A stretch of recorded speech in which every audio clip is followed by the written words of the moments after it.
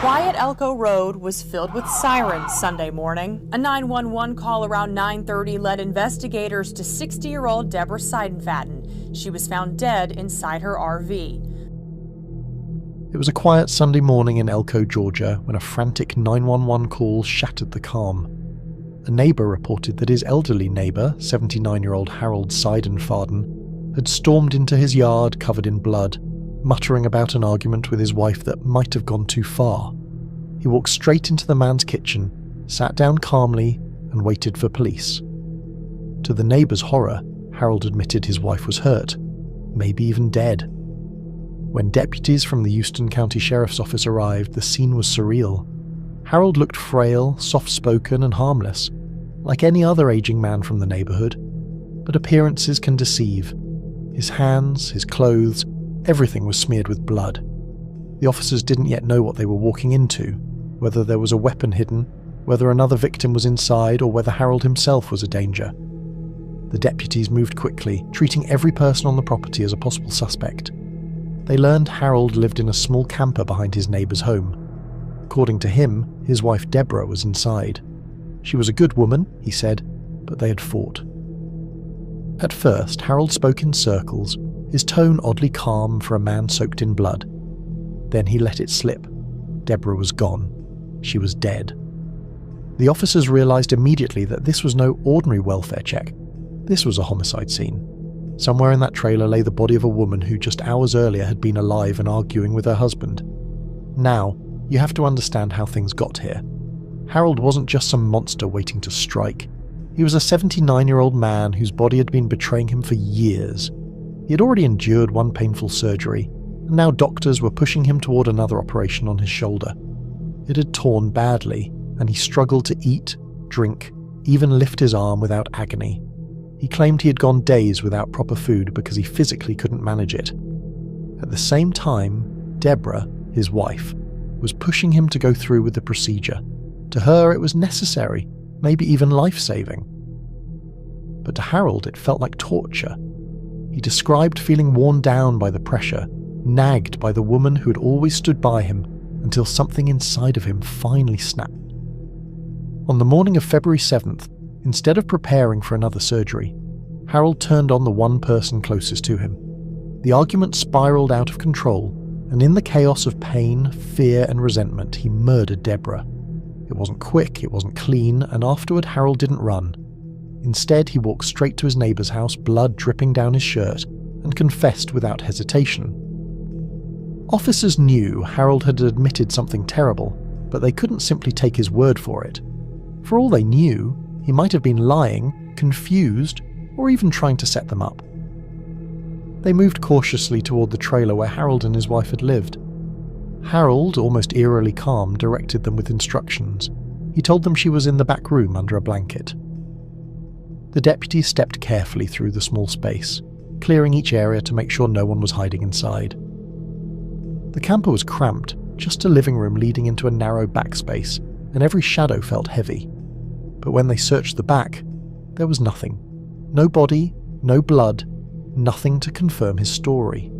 It was unsettling. Harold had been so matter-of-fact, and yet there was no sign of Deborah.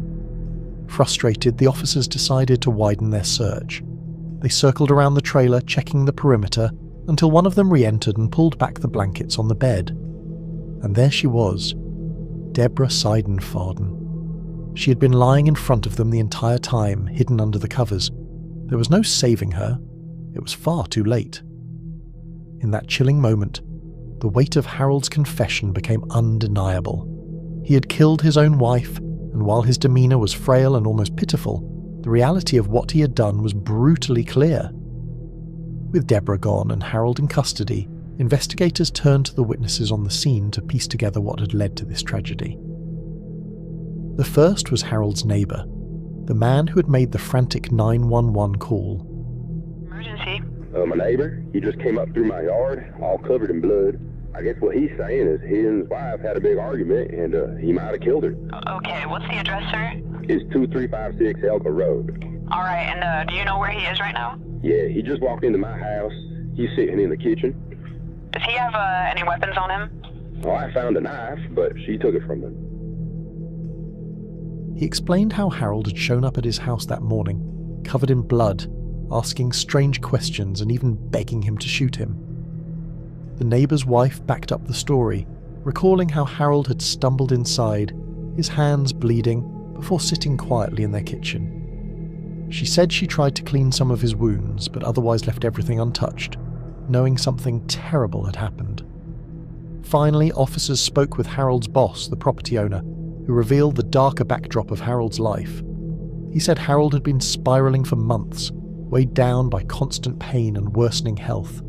He'd heard Harold ramble before, talking about how he couldn't take it anymore, how his wife was pushing him into another surgery he didn't want.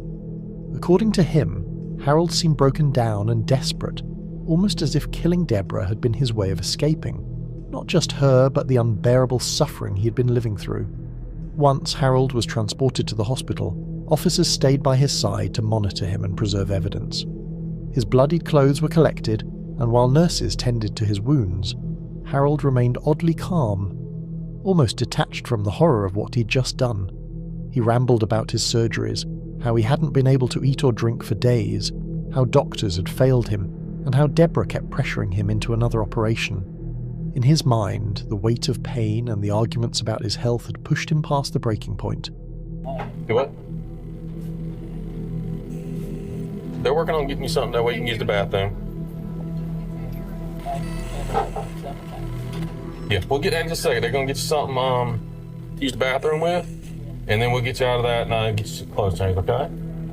Are you hearing any voices? Are you hearing any voices, anything like that? Right now? Oh, you need to unplug it. You hear me? Okay, not have any inner voices in your head. Stay watch the ball anything. Despite his fragile appearance, investigators treated him like what he was, a homicide suspect. They asked if he was hearing voices or experiencing confusion, but Harold was coherent enough, and his story didn't change. He had killed his wife because he couldn't face the surgery, the pain, or the pressure any longer. Eventually, Harold was deemed competent to stand trial. In November, the frail 79-year-old man stood before a judge facing charges of murder, aggravated assault, and possession of a firearm. The verdict was clear: guilty. He was sentenced to life in prison, his remaining years to be spent behind bars. It was a tragic ending for both Harold and Deborah, an elderly couple whose final chapter ended not in peace, but in bloodshed, pain, and irreversible loss. This is so shocking. William says his parents live right down the road from the RV. They saw all the police cars out there on their way to church, but it's always unsettling when something like that happens in close proximity to you.